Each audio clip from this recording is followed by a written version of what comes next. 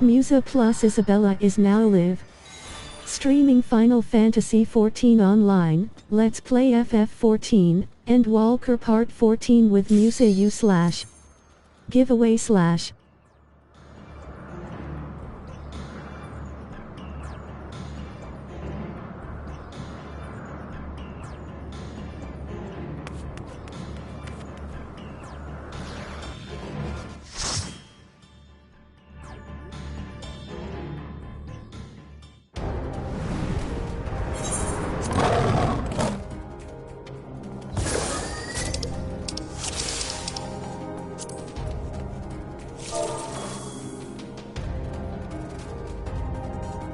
Please, turn back, else I might be forced to.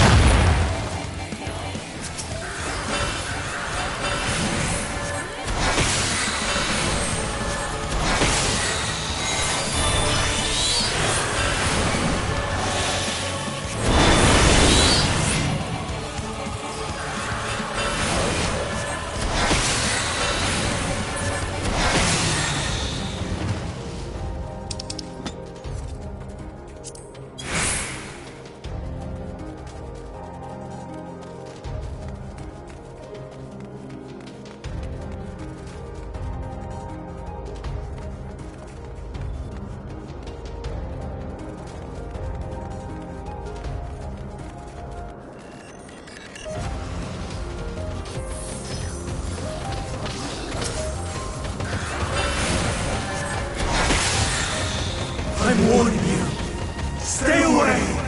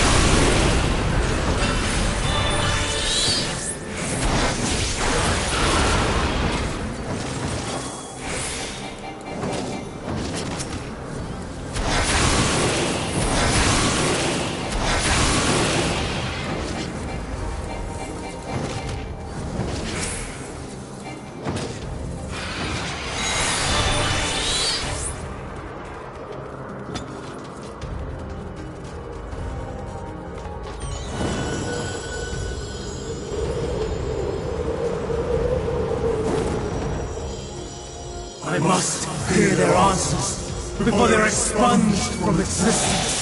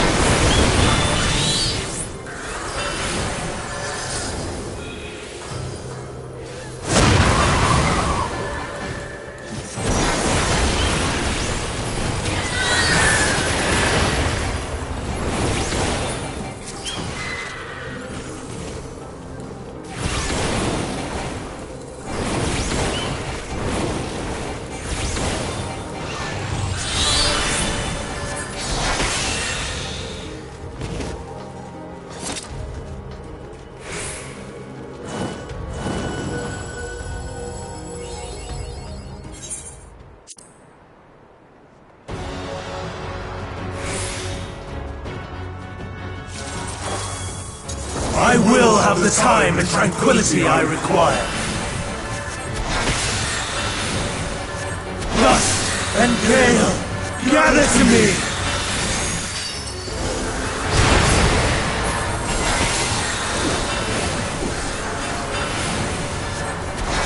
Ancient brand, unleash your power!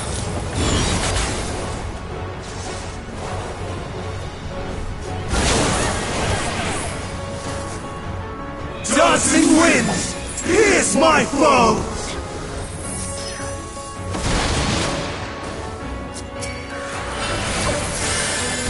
Stars on high, fall as rain!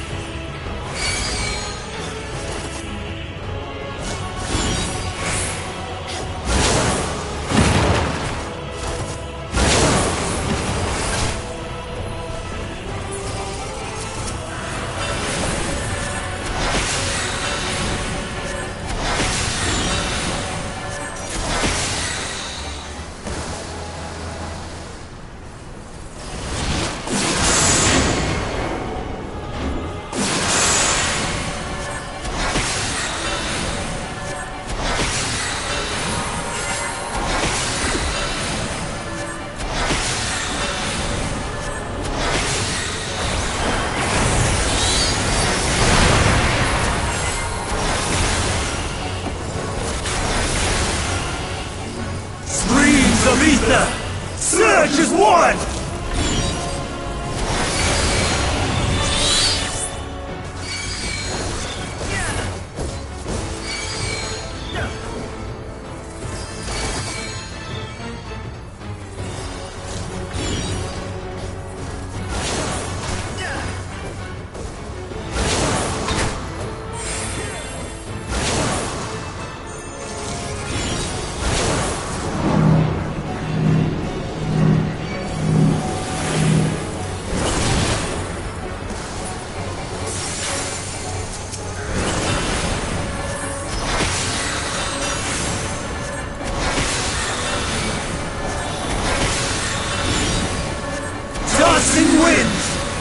Pierce my foe!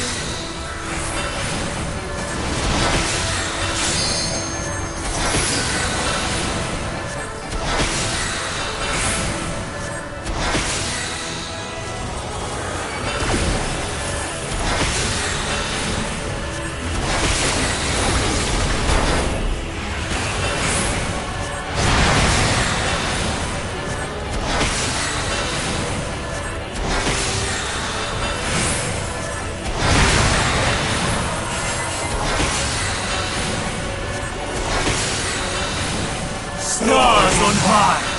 All is rain!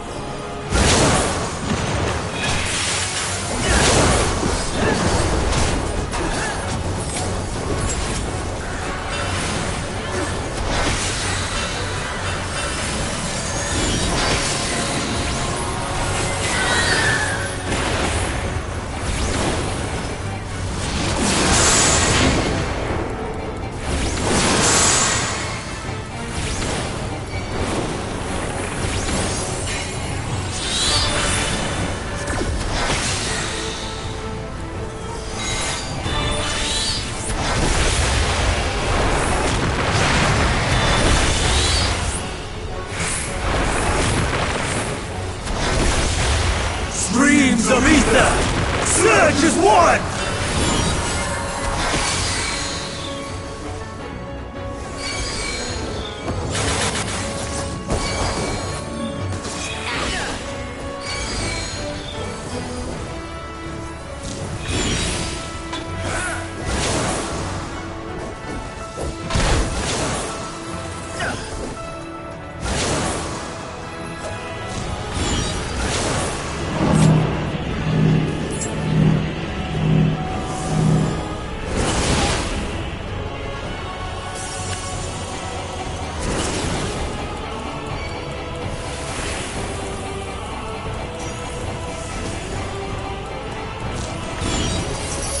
Dancing winds, pierce my foes!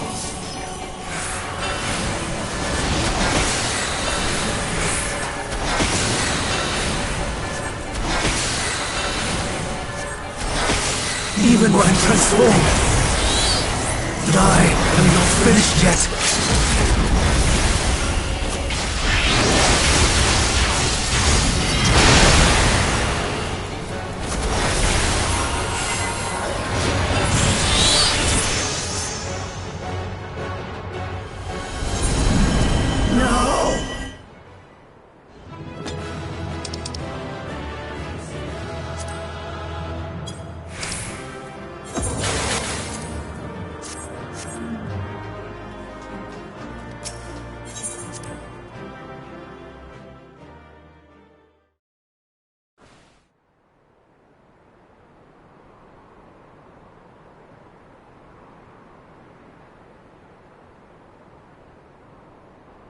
It's over, Hermes.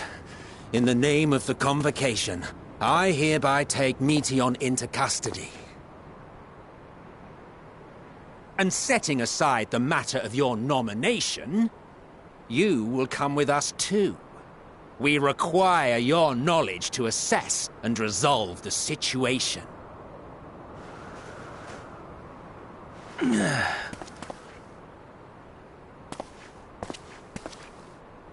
Meteion, I am so sorry.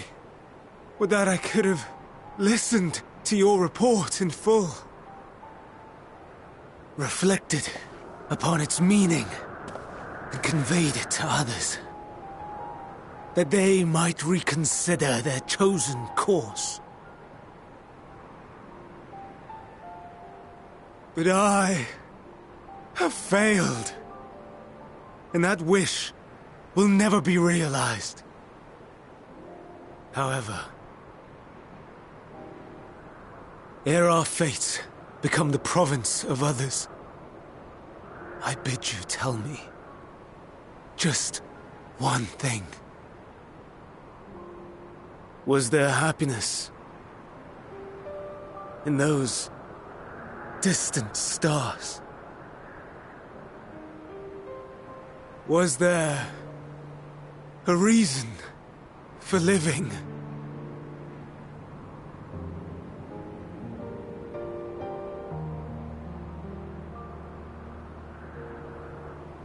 We conducted our search as per your instructions. We scoured historical records, communed with the spirits of the deceased,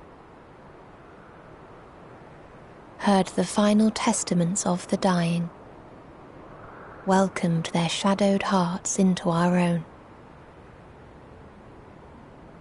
One race had striven to create a world bereft of animosity. They renounced relationships to avoid interpersonal strife, and in so doing brought about societal collapse. One race had renounced war and devoted itself to the enrichment of its people. They were conquered. Though they destroyed the enemy in reprisal, they could not regain their former glory. One race had concluded that finite time was the root of all woes. Aspiring to shatter its shackles, they went in search of infinity. They discovered nothing is infinite, and that neither time or death can be cheated. Disillusioned, they gave up on the future and themselves. One race had discarded all things that gave rise to sorrow, hoping to have only joy. They found joy lost its savour in the absence of sorrow, and lost their will to live. Though worlds apart, these peoples shared a belief. The belief that they had tried their best. That they had tried to fulfill their potential with every step and success. In the course of which they learned the truth. That they would never be free of fear and sorrow, anger and despair, of loneliness, so long as they yet lived. Even now their souls cry out for oblivion. And to this song of anguish, I lend my voice. We lend our voice. Oh, beloved mankind, shimmering jewels of beautiful Etheris, rejoice, for we will free you from the cruel yoke of existence. There is no need to struggle in vain, for in nihility awaits salvation. You will know peace and serenity, and it will be beautiful. We will make our nest at the edge of the universe, and there in the dark of dead worlds hoard sorrow and suffering. There we will sing, our chorus ever louder and ever clearer, that our song may reach even this ether-shrouded star. Such is the answer we have found in the stars. Such is the gift we now offer to Etheris.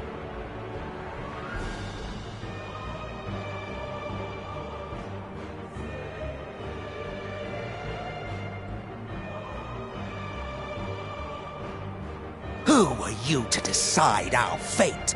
To decree we live or die?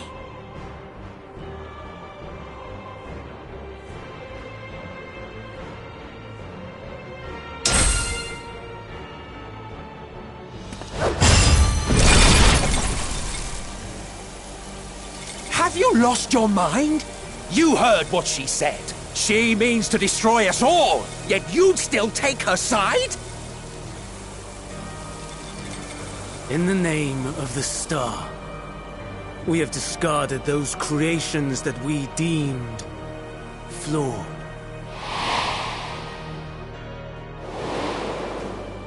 If we ourselves are flawed, does it not stand to reason that we too should be discarded? That is sophistry, and you know it! Perhaps it is. Perhaps I am wrong. But who is to say that you are right?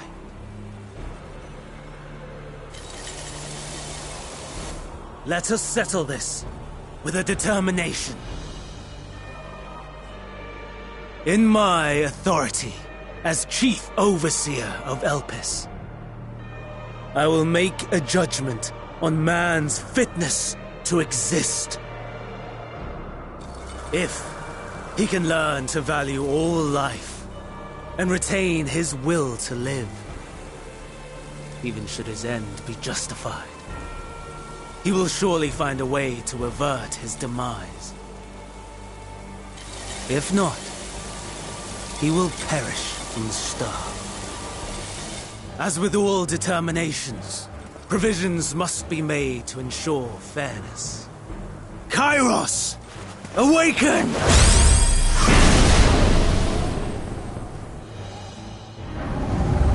Memory reconfiguration system Kairos activated.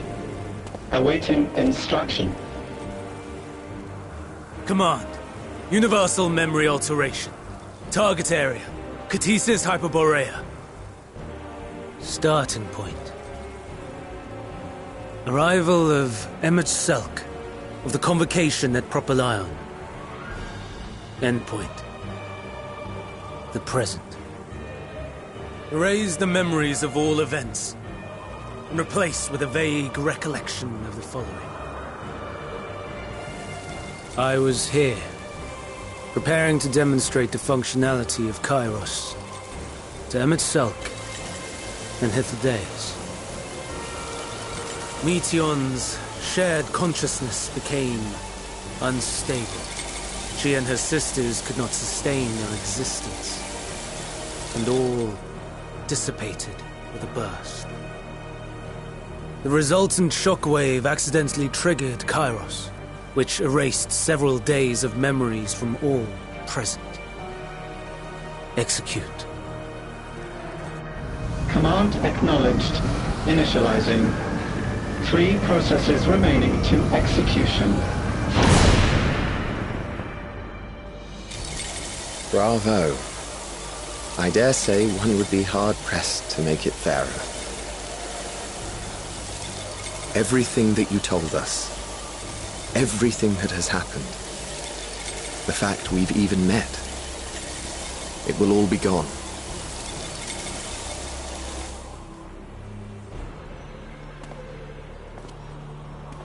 Go, Meteon. To the edge of the universe, where none can reach you. Hermes, won't you come with me? If you were to shed your flesh, I should be able to carry you.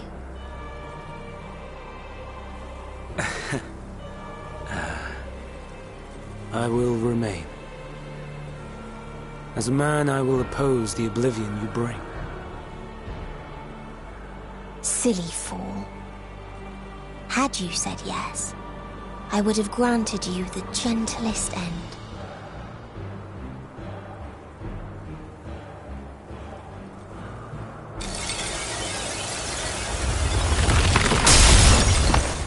This ends here!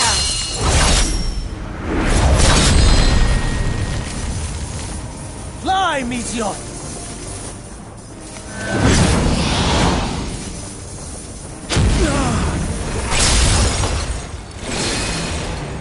That is far enough, Hermes! Argos, to me!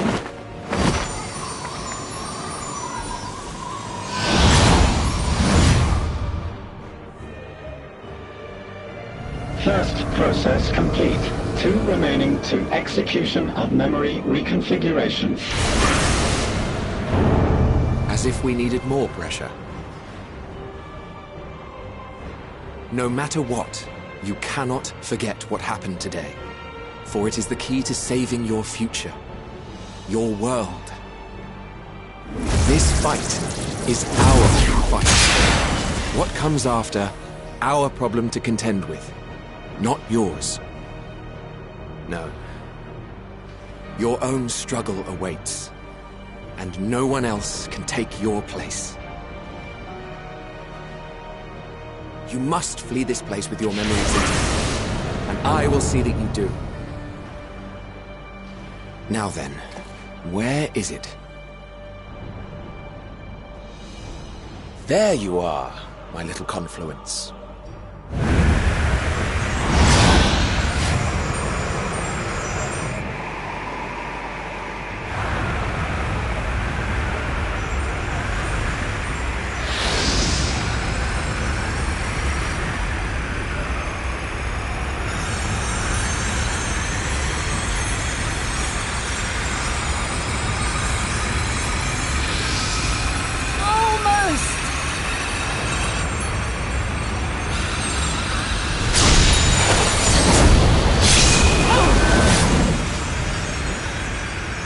Very well, then. You may elude us this day, but not forever.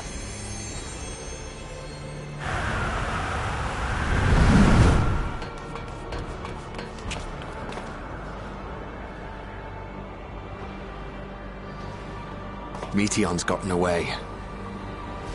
Second process complete. 1 remaining to execution. No time for brooding. Listen well. Beyond lies a spatial confluence that connects the interior sections of this building. I will destroy the confluence and force open a way outside. When I do, you must jump through.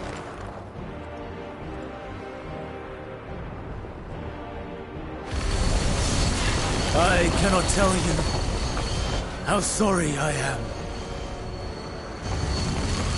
But neither can I let you escape!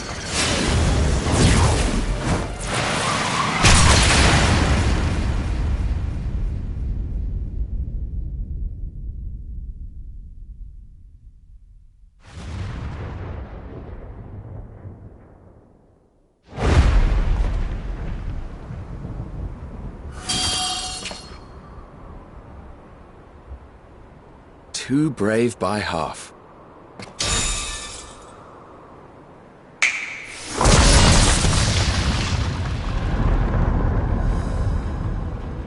Exemplary work, as always, Emmett Selk. What? But how? I thought the confluence was... over... Over there? Yes. We were rather hoping you would. It was never anywhere but where it is now. The instant those two began making their way towards nothing, 'twas clear the plan was a diversion. I'm quite incapable of destroying a confluence, I must confess. A gambit brazen beyond words. Though we've grown accustomed to reckless improvision due to the antics of an incorrigible associate. Though, in the case of certain present company, incorrigible is an understatement. Honestly, I'm beginning to suspect it's a requirement for every Azen.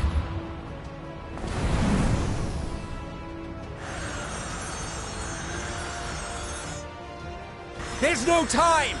Quickly! Even now, I do not believe your tale. I would not suffer us to walk such a wretched path. Still, if it must be said, do not squander it, the legacy I leave you.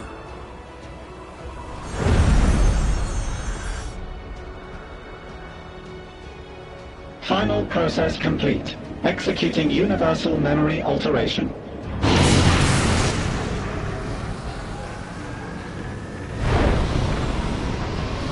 Go, Argos!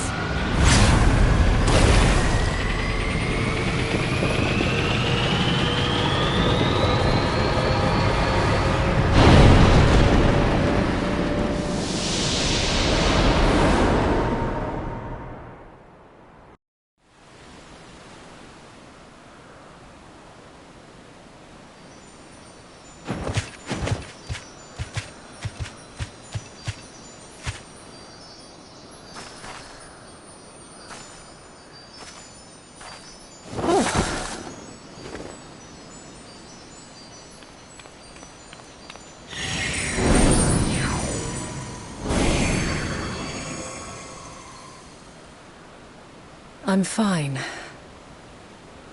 Just a little tired.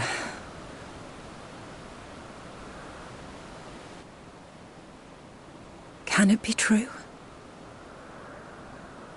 Are we the only ones left who see beauty in the world? In life? Are the stars above no more than husks of fallen civilizations?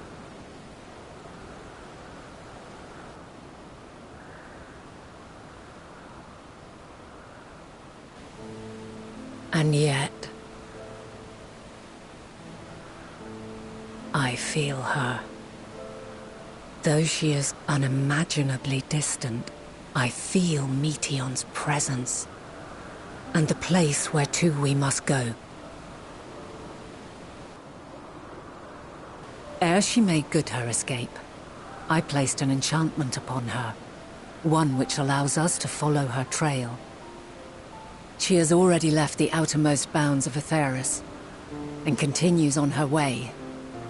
Given the vastness of the universe, it will still be no easy feat to track her down. But thanks to Emet-Selch and Hythlodaeus, all is not lost. We remember. So long as we remember, our fates remain ours to shape.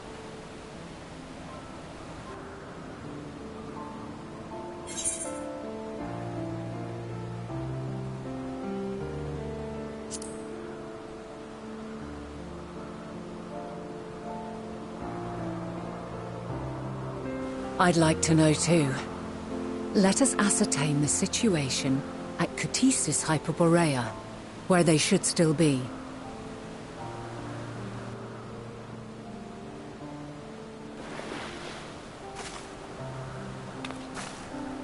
Given the likely state of their memories, however, it would be imprudent for us to approach them directly. In which case...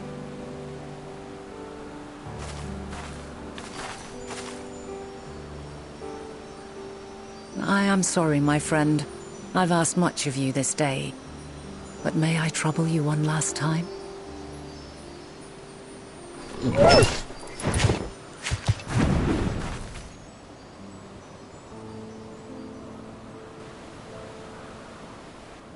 Argos will investigate in our stead. We will share in his consciousness and see and hear as if we were with him. Now, close your eyes and open your mind.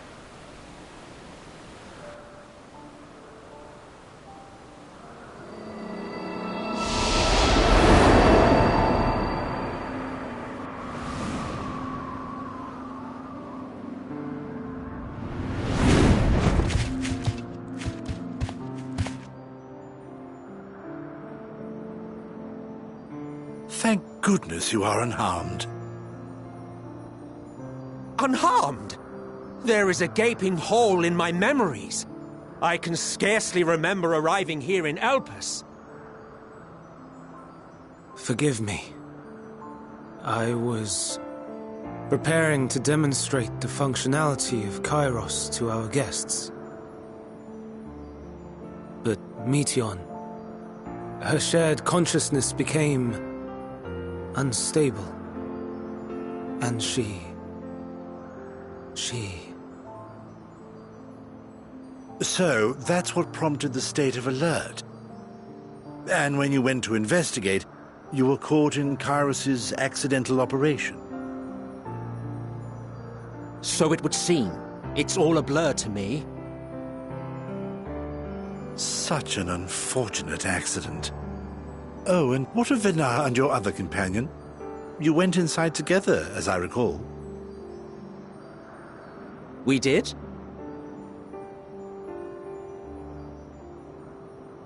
If Venar was with us, I have no recollection of it. But that there is her familiar, is it not? The fellow seems happy enough, so I think it's safe to assume his mistress as well.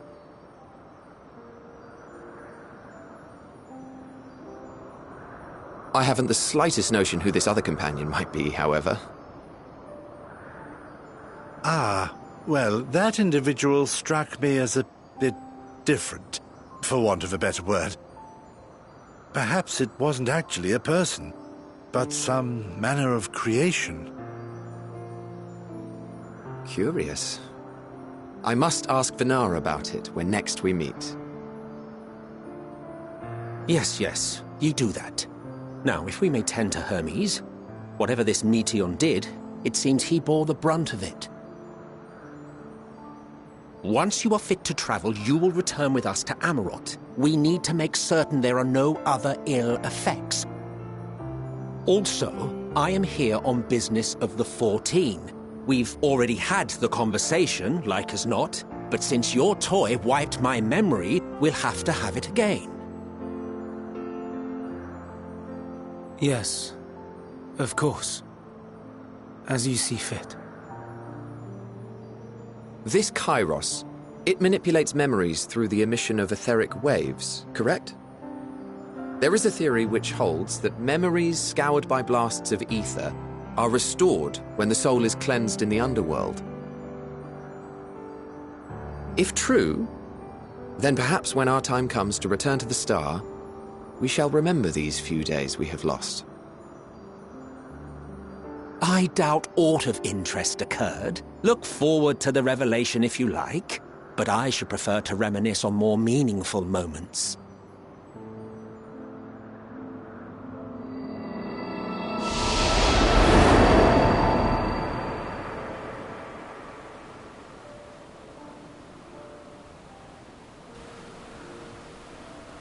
Let us rest, if only for a while. After all, you and I... oh, we still have a long, long way to go.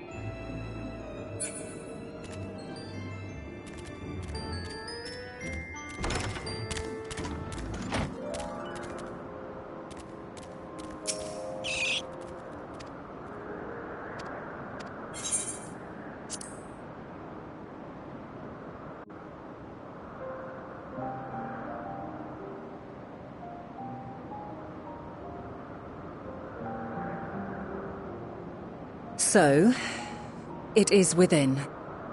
The portal that brought you hither, and will take you home.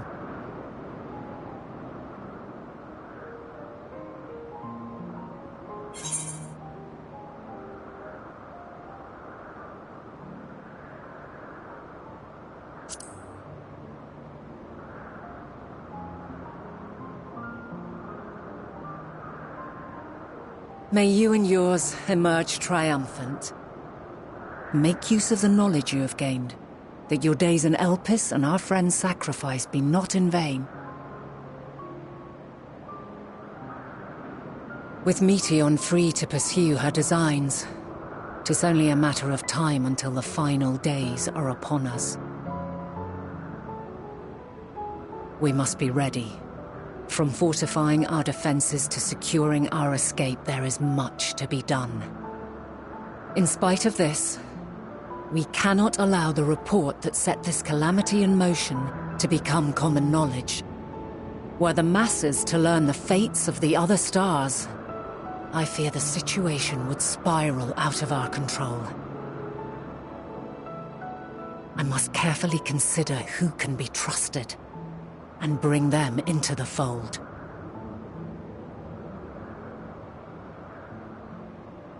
Ordinarily, I wouldn't hesitate to call upon the 14. However, it was the desire for a fair determination that drove Hermes to attempt to erase our memories. Were he made aware of his actions, there is no telling whether he would remain a friend or become a foe. Alternately, we might try to alienate him from the convocation. Yet in doing so, we would deprive ourselves of a brilliant mind who would be invaluable in the crises to come. Quite the dilemma. Which is why I must work independently of the convocation. Regardless of how we proceed, if we are to permanently avert the final days, we must be equal to Hermes' challenge. We must prove that mankind is worthy to exist. And this hinges, I think, on how we confront the all-consuming despair that accompanies a senseless and seemingly inevitable end. Bewildered and divided, we would perish like the peoples of those celestial ruins. We could not hope to survive the final days, much less take the battle to Meteion at her nest. We must find a way to defeat despair, to unite and prepare as many as possible for the struggle ahead.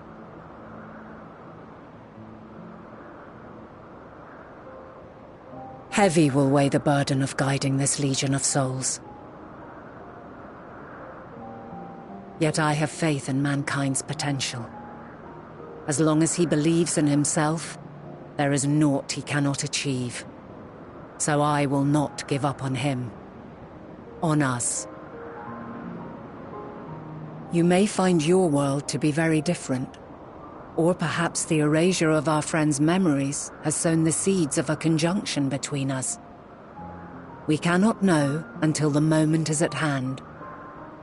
So shall I strive to do my best, taking naught for granted as I walk my path.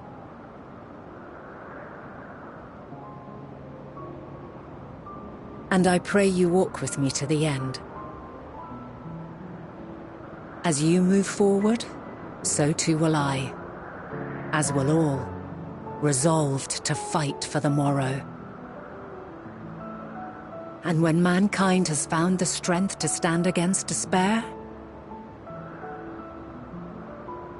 we shall silence the song of oblivion. She who sings it will learn our journey is far from over. This I promise.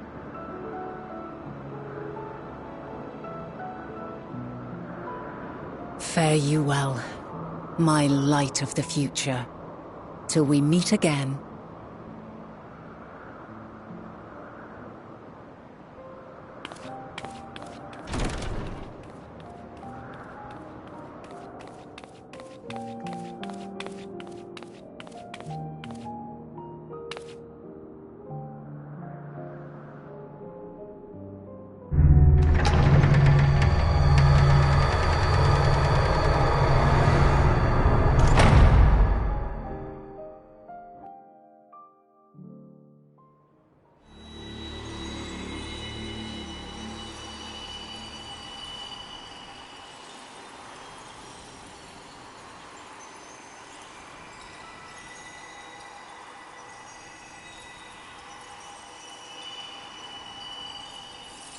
From this day forth, I shall strive to bring honor to the seat of Vandani.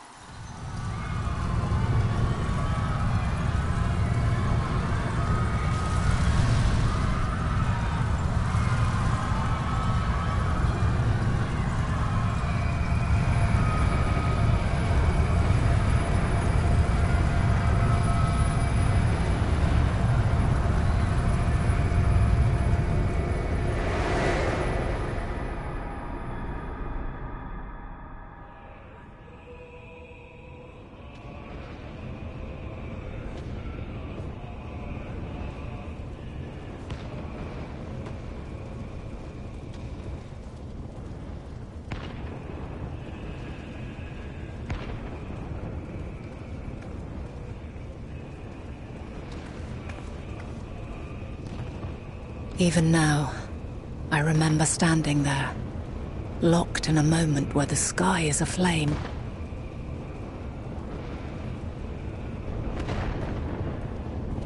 Where stars fall as tears, and screams darken the seas. Where resignation rots the trees.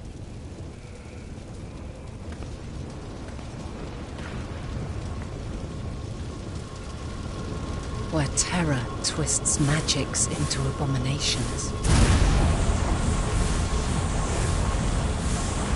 Such is the lament of they who have gone before. The song of they who tried and failed to create a better world. The song of the end.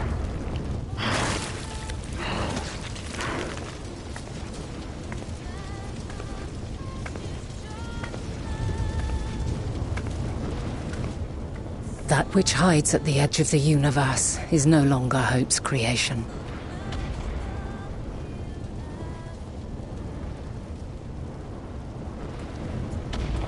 It is hopelessness incarnate.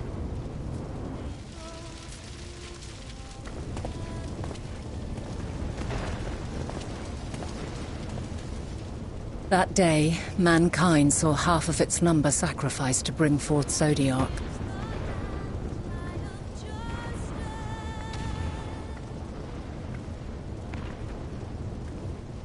And covering the star in a shroud of ether, we forestalled the final days.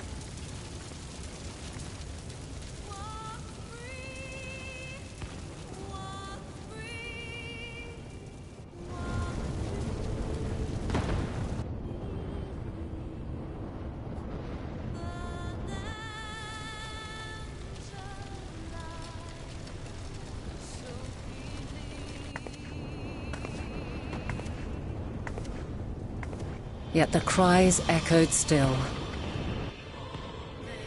We wept for innocence lost, wailed for death inevitable.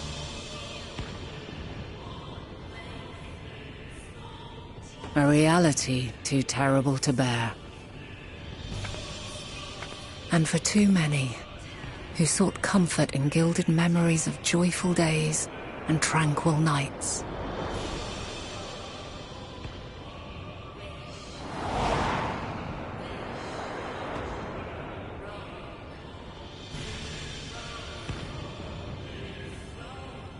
This is all wrong! Why must we suffer so? It needn't be like this. No. There must be a way to restore things to the way they were. To reclaim the perfect paradise we once had. No, my friends. Suffering exists, and we cannot pretend otherwise.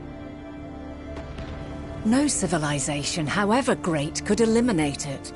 If we would live, we must accept it as our constant companion. Let us not seek to forget this tragedy.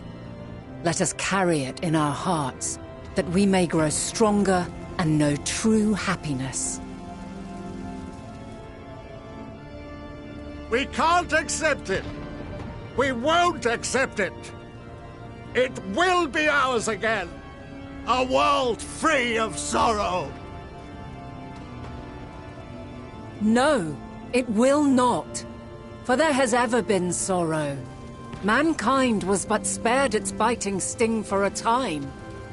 So please, open your eyes.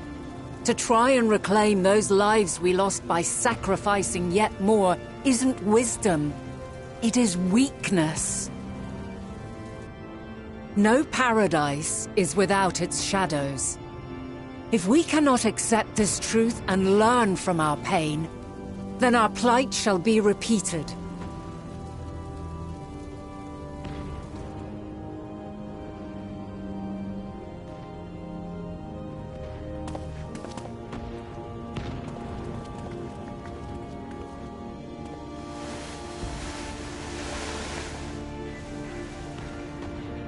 O mighty Zodiac!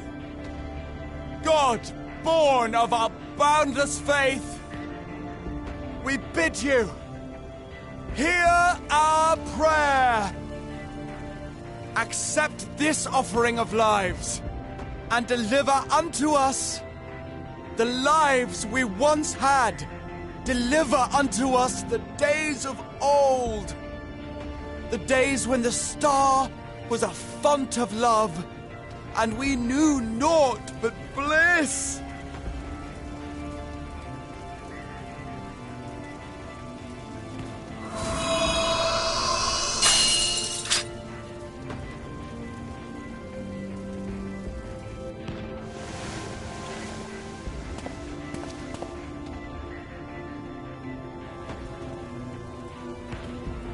You would destroy it?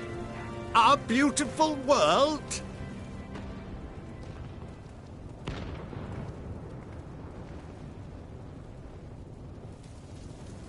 Lands that stretched on forever. Skies one could drown in. The heartbeat of nature, silent yet strong. And amidst it all, a people. Beacons of light and life. Laughter that warmed my heart like naught else before. They are my meaning and my purpose. My love. In spite of, or perhaps because of this, I choose to believe in mankind's potential, in his ability to find a way forward. So let there be no way back. From that temptation, I sunder us. No more shall man have wings to bear him to paradise. Henceforth, he shall walk.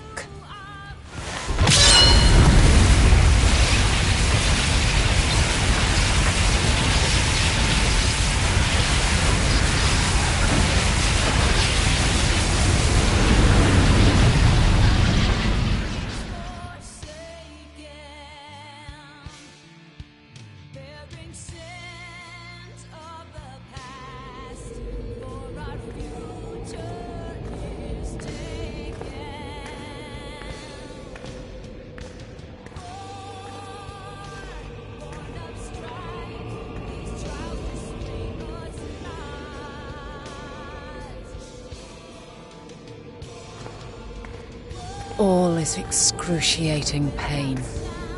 I breathe fire and torment.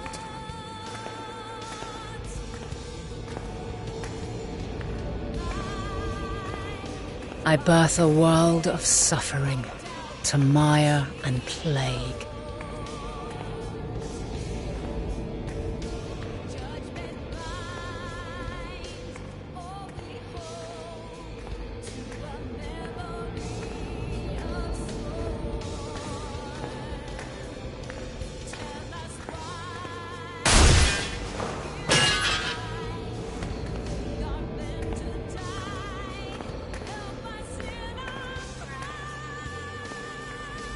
In one fleeting moment, lives come and go, ever moving towards the unknown.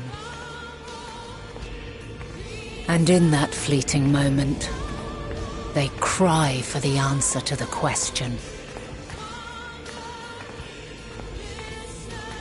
Why, given life, are they meant to suffer, to die?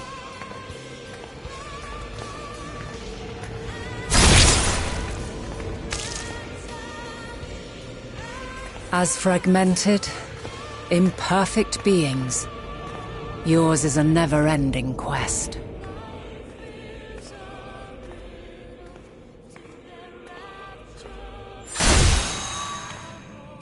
A quest to find your purpose, knowing your end is assured.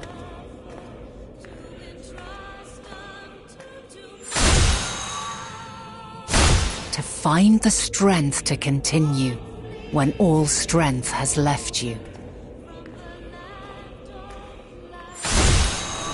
To find joy, even as darkness descends. And amidst deepest despair, light everlasting.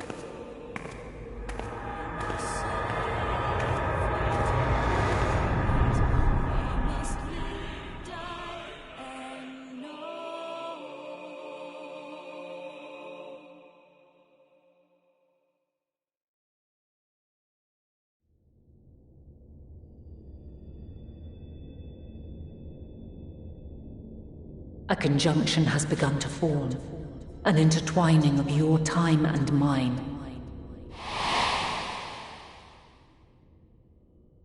When you truly understand what is at stake, and your journey has prepared you to surmount the insurmountable, then shall I honor the promise made in another time, another age.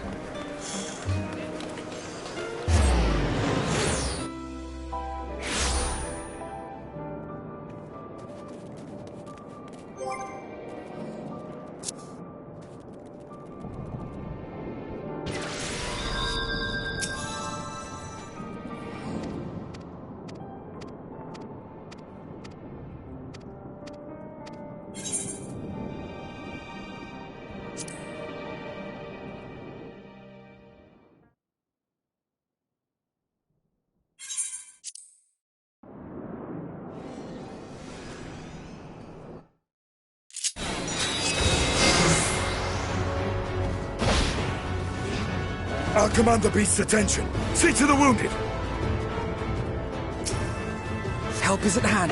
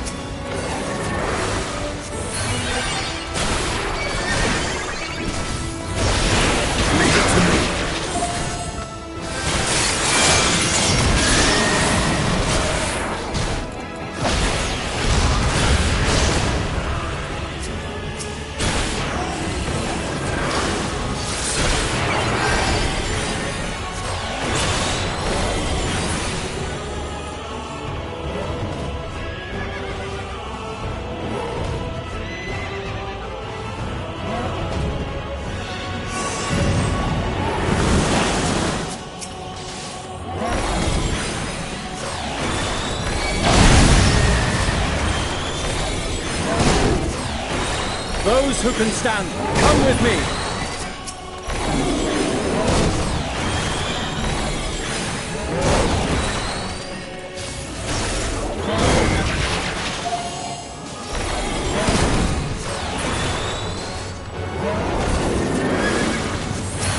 You're safe now.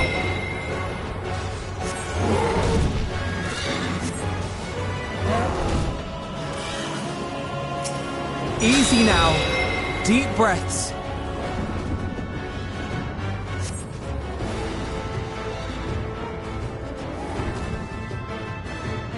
Worry not for the refugees, but for yourself.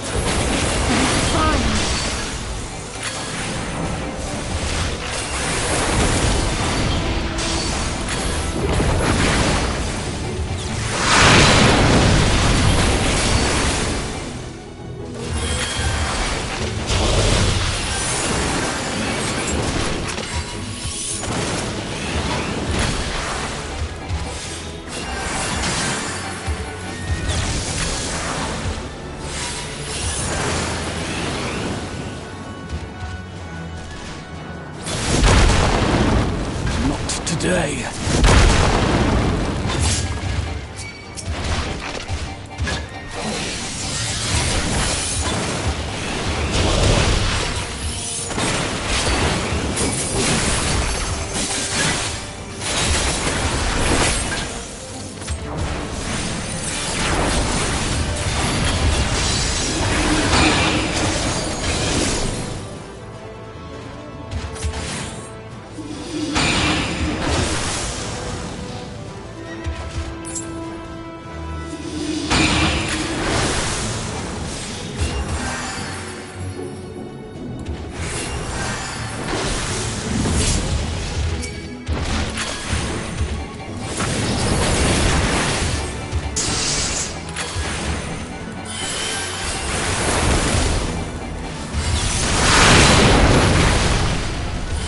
I'm not done yet.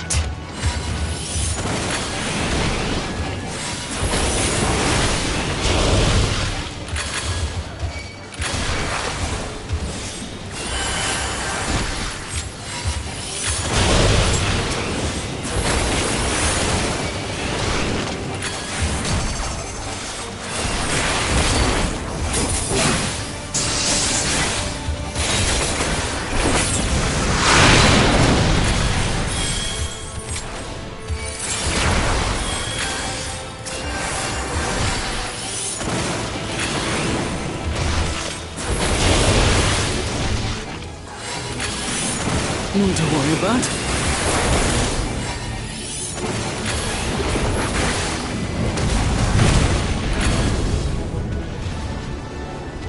The air crackles with energy. Find cover!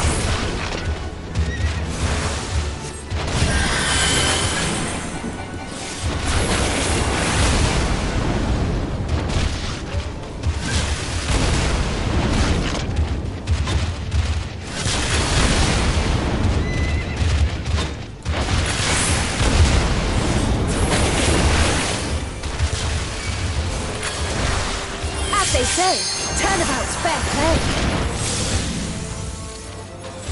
On guard!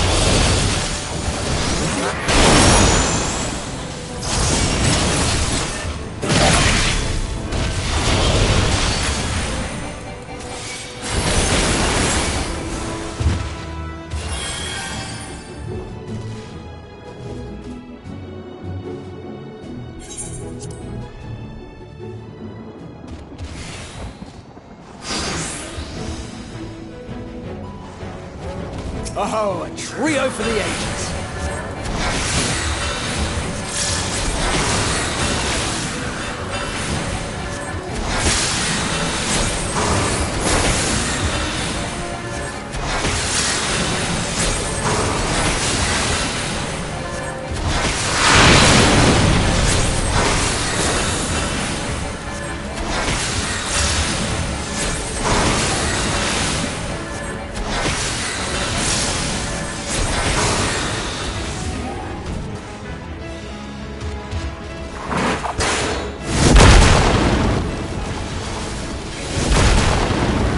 Just the beginning.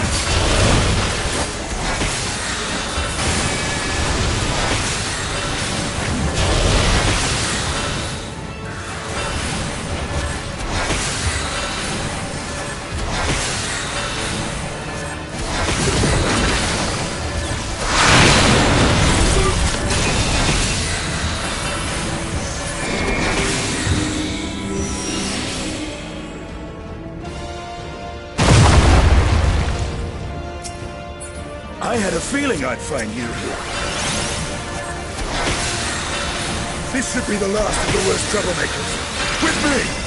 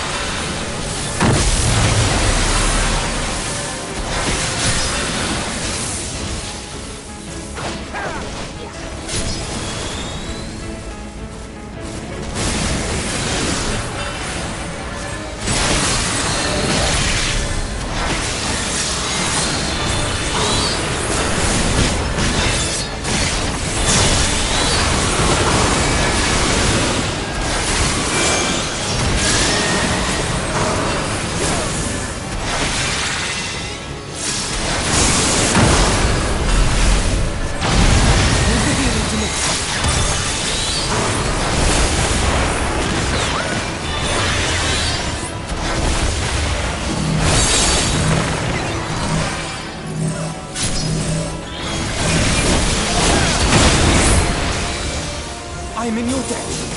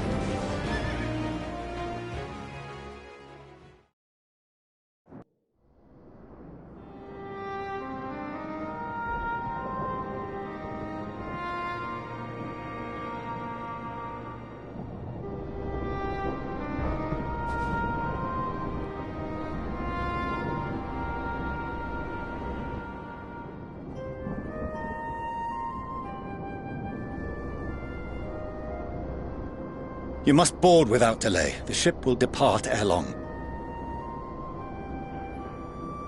Your offer to host us in Sharlayan is most appreciated. But will the final days not soon fall upon it as well?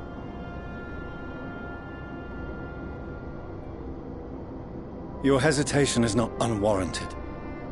The satrap entrusted me with your lives, yet I have failed your comrades. Nor are you wrong to fear that this corruption will continue to spread. I cannot promise you complete safety, even in my homeland.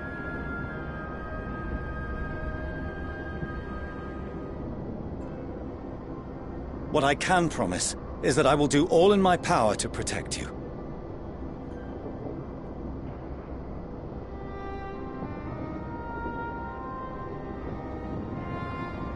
That power is not inconsiderable. Even now, my countrymen are preparing the vessel that will deliver us to a sanctuary on the moon. Join us on our journey there, and beyond, to new horizons. Come to old Sharlayan. Please.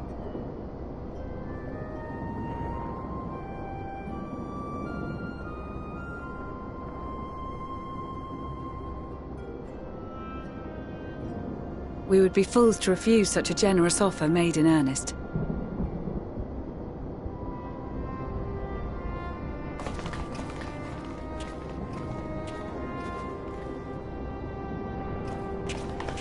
It seems they've a new destination.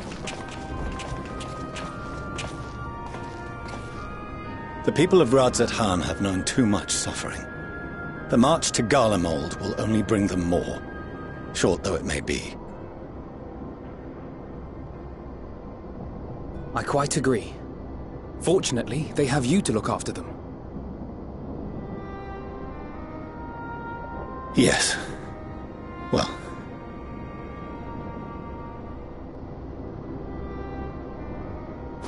Behind you! Just there!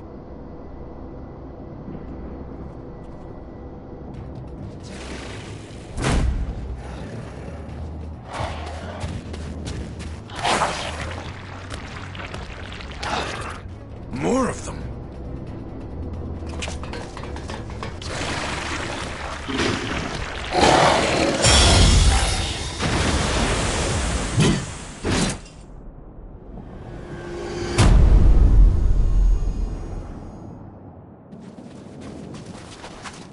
Xenos!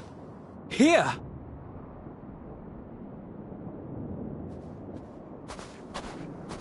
You'll be all right. Hurry to the airship.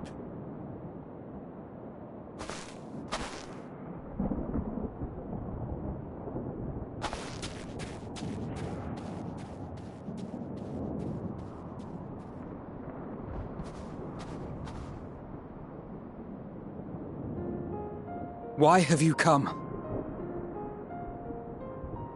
a heretofore unseen beast. 'Twas ripe for the slaying. Poor sport, alas. Unfit to temper my blade. Oh, for the love of... You cannot still be on about a rematch. That is, and has ever been, my sole concern.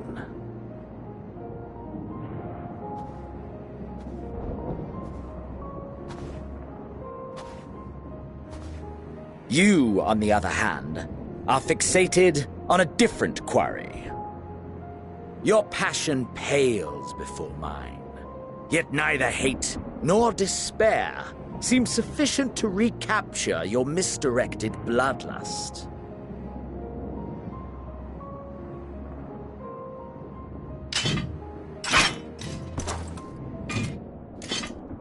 So, I hone my blade, and I wait.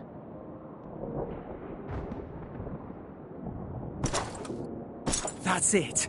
That's all you care about.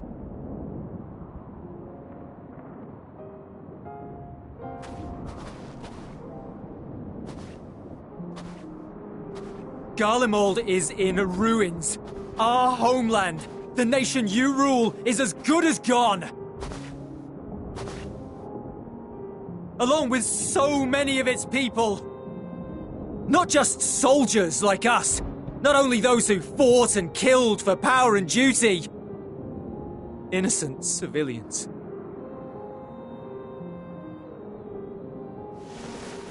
Murdered by their own flesh and blood.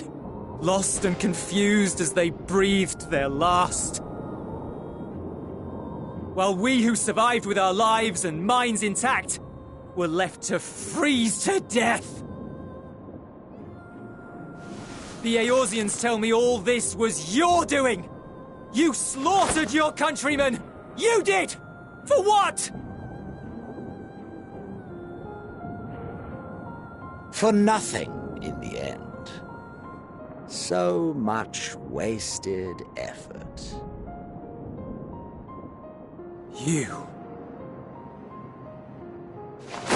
You bastard! For your own sake, Eulus, you must control your anger.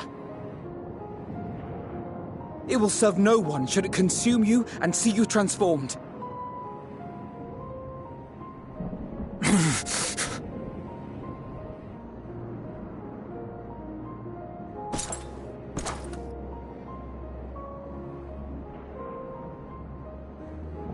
Would you be happier had I a good reason? What? If my motives met with your approval, would you no longer resent the outcome? If so, then perhaps a beast's skin would suit you better. Duty, honor, morality. All constructs of convenience when put to proof. Surely the war taught you how easily power becomes the tool of the self-righteous. How the people's justice was merely a means to their ends?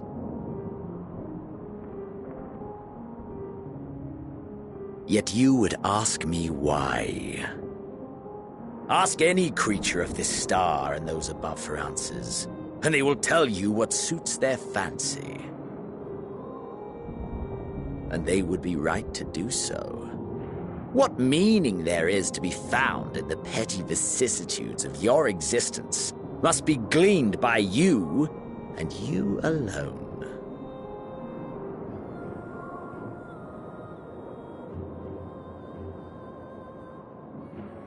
Should you seek it in battle in the fruitless pursuit of my demise, then come. Assume your rightful place as a notch on my blade.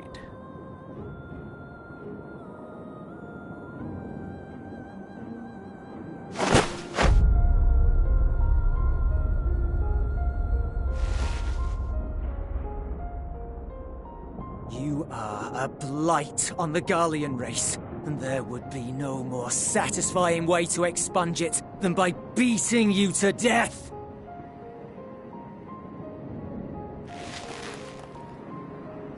But I will not be party to another tragedy. I refuse to lose anyone else because of you. So go. Go! And may we never suffer your madness again!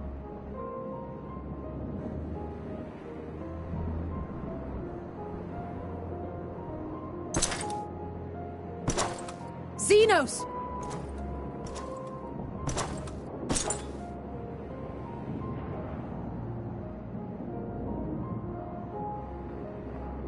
Perhaps you found meaning in living this way. I cannot deny you found strength. Yet if you only pursue your hedonistic pleasures and pay no heed to the plight of others, then no one will give you the time of day. You will never get what you want, not even the battle you pine for so dearly. You'll be alone for an eternity, and you'll deserve every agonizing second of it.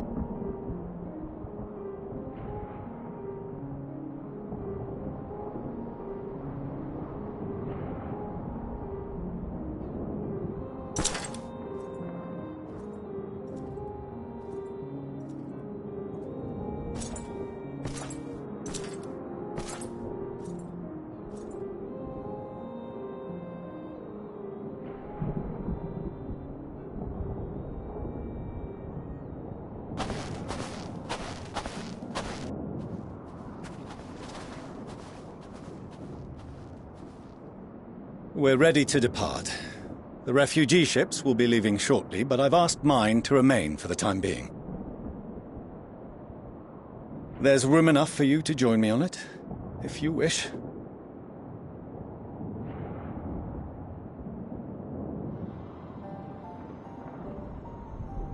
Do contain your surprise.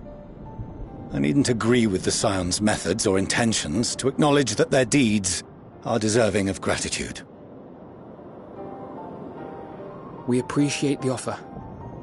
But might I ask why you are delaying your departure? I presume it is not solely for our benefit. I must visit Garlemald ere we return to Sharlayan. Having caused such an uproar, 'tis only meet that I explain myself to the Ilzabard contingent.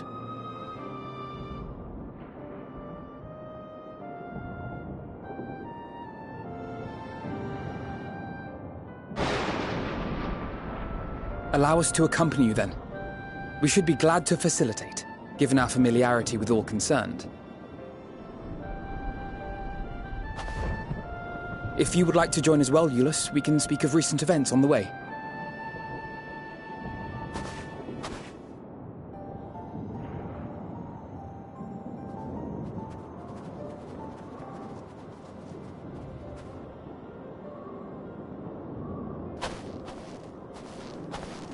He'll be after your seat on the forum next.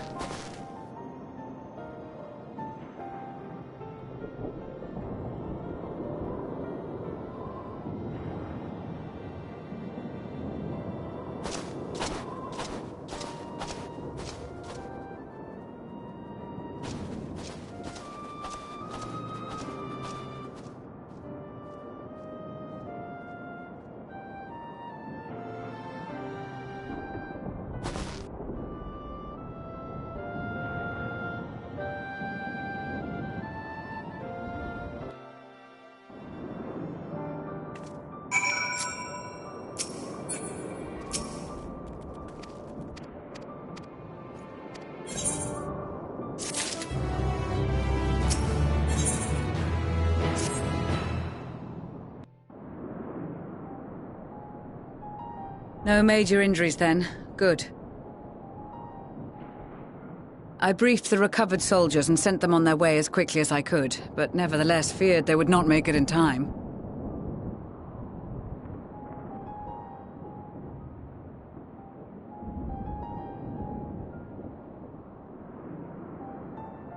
The additional support was invaluable. Your men saved more than a few lives.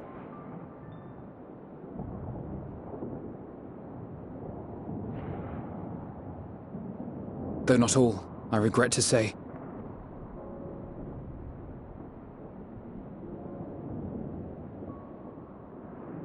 I take it that I'm addressing Lucia Junius.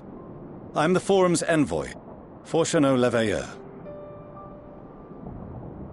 And you are owed an explanation for these most dire developments.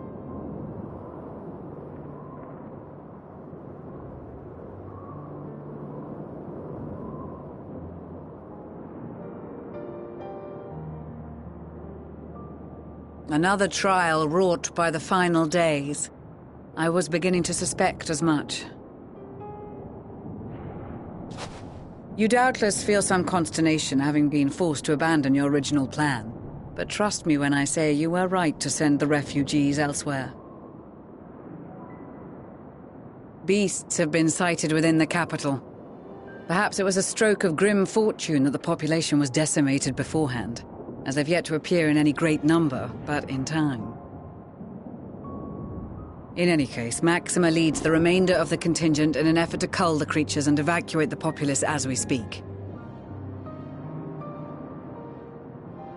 Once the airships have taken to the skies, I pray your men can be persuaded to join him.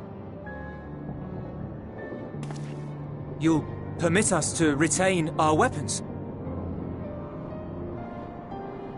I wouldn't have sent you after the Scions were I expecting you to stab them in the back. And I, for one, would not consider past transgressions more relevant than future contributions. Regardless of the circumstances that saw us at odds before, we need men of courage now, more than ever.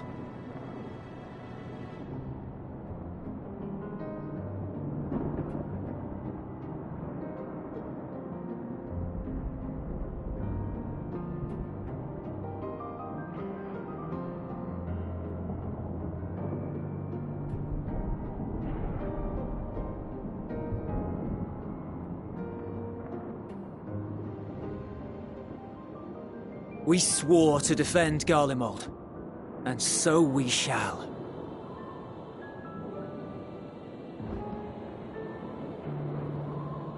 It seems you have everything under control. You will excuse me then, for mine own duties await. A moment, Master Fortuneau. You did desire to express your appreciation for services rendered, did you not? I did. Though if you intend to again ask that Sharlayan alter its course, you will find my gratitude insufficient. 'Tis nothing so onerous. I wish to hear the details of this grand endeavor of yours.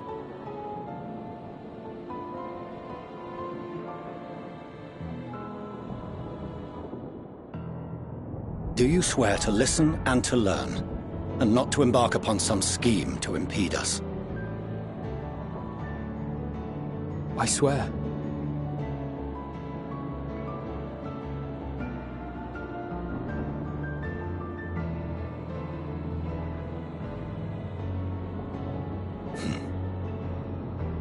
Any other I would doubt, but you I trust to keep your word. For not once have you broken it. Very well. I will request that the Forum make you privy to our plans. You may await our summons at the Baldessian Annex, assuming the decision is in your favor. Does that suffice? It does. You have my thanks. Excellent. You can regale us with tales of your most recent sojourn to the First while we wait.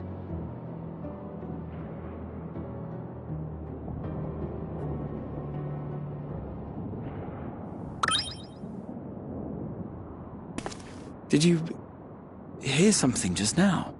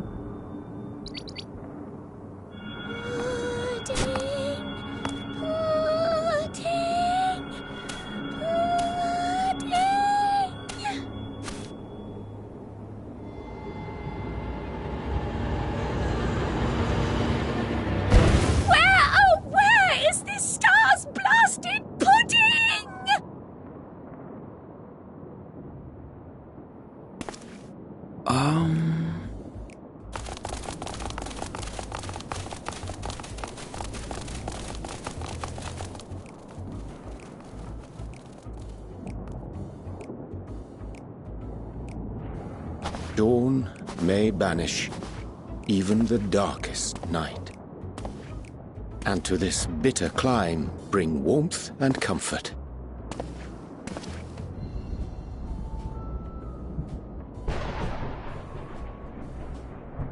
'Tis heartening to see such an assembly upon my return. I thought often of you whilst I looked down upon our star's brilliance from the moon above. Yes, but what are you doing here? And dressed like that? Aren't you cold? Verily, I fear for my health should I proceed to expound upon our purpose ere I procure more suitable garments. Then allow me to summarize. We're here because none of you lot are up there. Nor has anyone deigned to send word about any changes in the plans. It's rude, is what it is. At least that's what I thought at first, but then folks got to wondering if you weren't in a spot of bother, so we decided to take matters into our own hands. Come down here and help, if our help be needed. So she says, but it's also something of a convenient excuse to visit Aetheris. Urianger made it sound absolutely marvelous. More so before the impending doom, but still. And it's not like there will ever be a better time. What with the aforementioned doom? Marvellous, they say, yet not an ounce of pudding to be found. I must suffer Urianger's inferior works no more. Hey! Maybe consider the plight of present company before you go blathering on about pudding and doom? Ahem. As I was saying, should you require any assistance with whatever, we are at your disposal. We were born from Hydaelyn's love for the lives of this star, so naturally we would much prefer to see them continue. Twiddling our thumbs up on the moon is hardly conducive to that, though, is it? Not when you've all got such precious thoughts and feelings and hopes for the future deserving of more active preservation. Speaking to Urianger made us realize that while we've carried out our duties to the letter, we've failed to fulfill them in spirit. From there, it was just a hop, skip, and a jump towards resolving to do better. So please, show us how. Help us help you.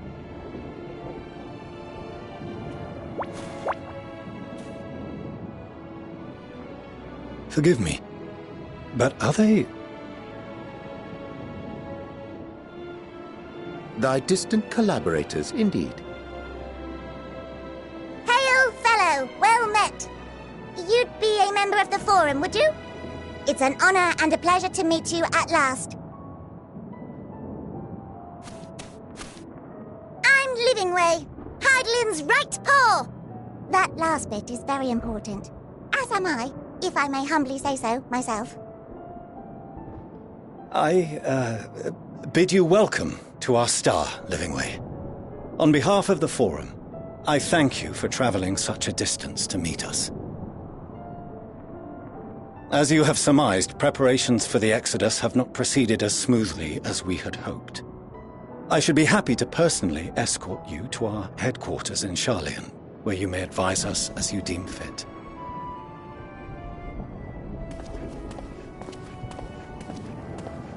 'Twas with reluctance that I set aside the great work of readying the moon for habitation. Be assured that I did so only after the Loperites made plain their earnest desire to come hither, and I myself felt a growing certainty that their contributions here would prove invaluable. 'Tis trite, perhaps, but I followed my heart.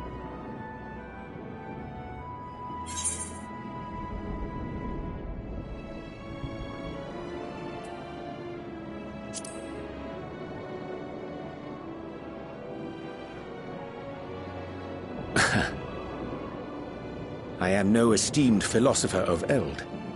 Nevertheless, 'tis my hope that what little knowledge I shared shall serve them well.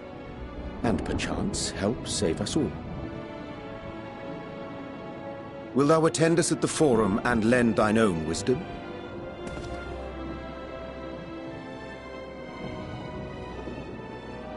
If that's all quite settled, can we start moving before Urianger catches his death?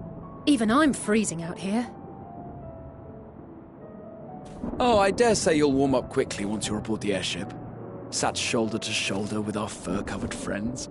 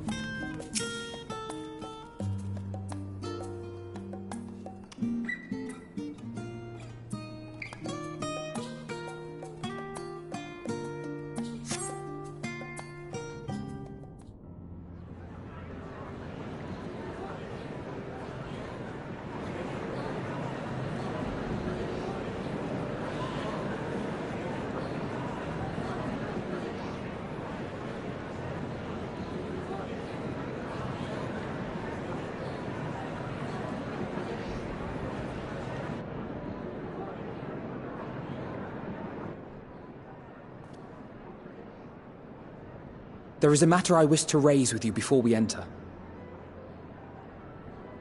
We are here to listen and to learn. But if the Forum's plans are more or less what I expect, then I should like to make a proposal that will serve our ends. By your leave, of course.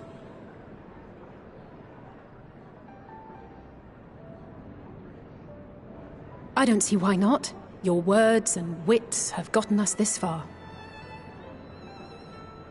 Agreed. I will present our queries so that you may consider the most advantageous way to advance your proposal without distraction. Thank you, everyone. If I may have your attention, the ad hoc session will now commence. The purpose of today's assembly is to brief the Scions of the Seventh Dawn, at their request, on the Great Exodus. You may enter.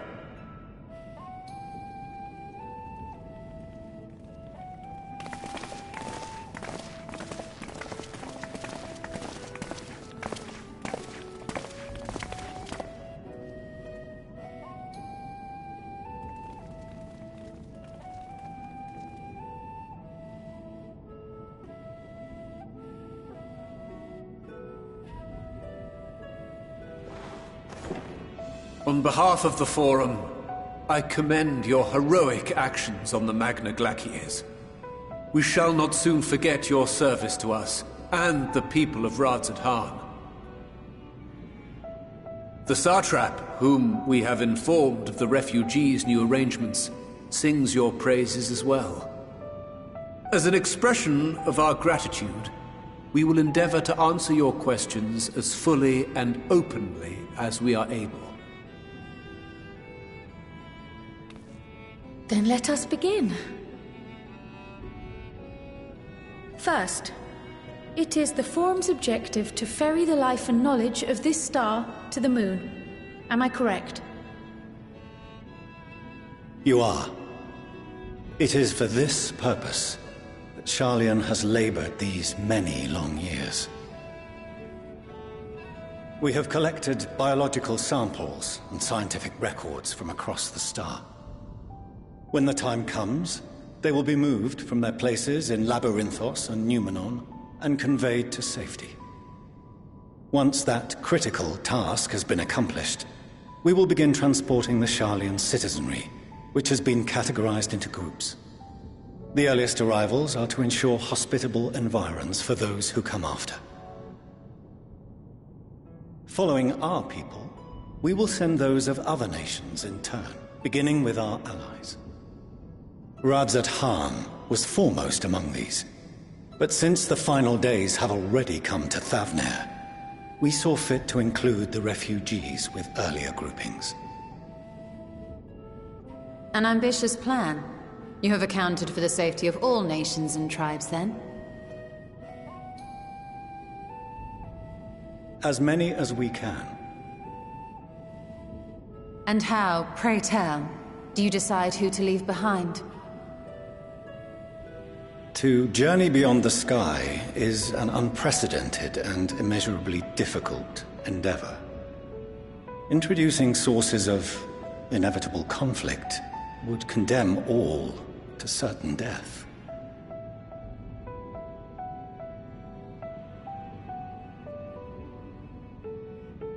Questions as to the validity of that approach aside, are your plans proceeding apace? We're under the impression that your primary means of celestial transportation is incomplete.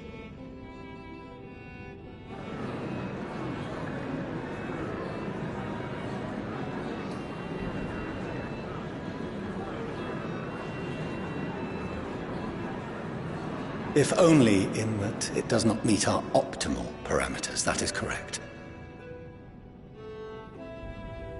This Ark, as some have taken to calling it, is fully operational, and could be launched even today. However, the final days have progressed more quickly than we anticipated. At present, the ship is incapable of attaining speeds sufficient to meet our evacuation targets. Should we put the vessel into service, as it is now, we will be unable to travel to the moon and back quickly enough to complete the necessary number of trips. Precious lives and knowledge will be lost. Seven hells. Is there anything to be done? The ether burner, the primary means of propulsion once the craft is in the space between stars, is undergoing testing to determine whether it can be made more efficient. Though cargo is being loaded for the initial phase of the Exodus, we are prepared to continue our experimentation up to the day before launch, should it prove necessary.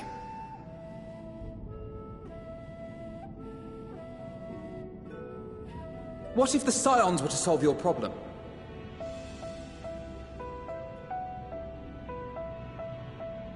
We shall help devise a means to improve the ether burner's efficiency, on 2 conditions. If we succeed, you must allow us to meet with Hydaelyn.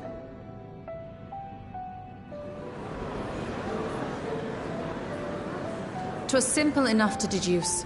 You have a Concord, and so you would never have abandoned the anti-tower had you no other means of communication. One far more convenient, I suspect.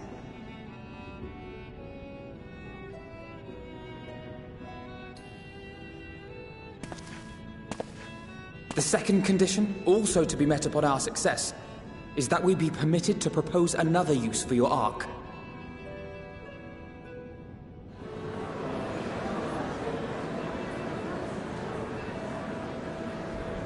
We would be at liberty to refuse this proposal. Of course. If we cannot prove its merit to the 99 here, who are we to stake on it the lives of all peoples of this star?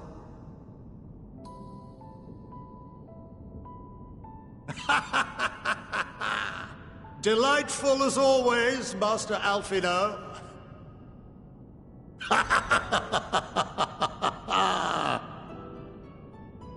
Oh, we couldn't have asked for a finer plan. Allow us to solve this complex engineering problem of which we were entirely unaware until moments ago. What could possibly go wrong? The satire writes itself.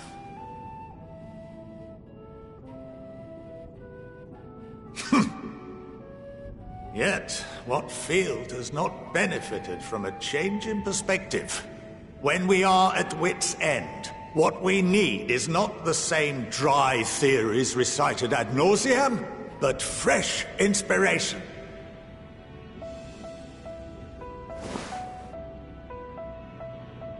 I, for one, have faith in my erstwhile students to provide it, and I find their terms to be perfectly acceptable.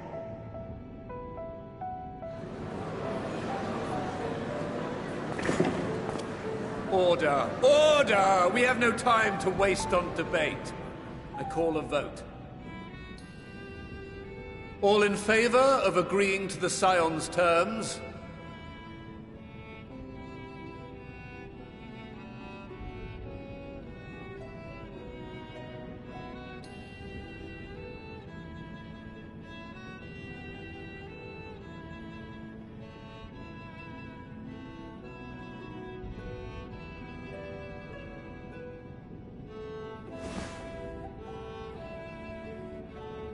"71 in favor, 28 against.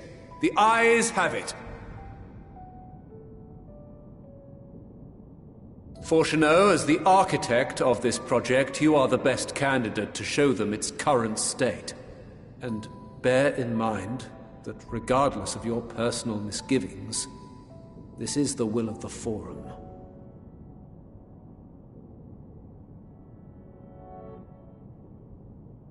Very well.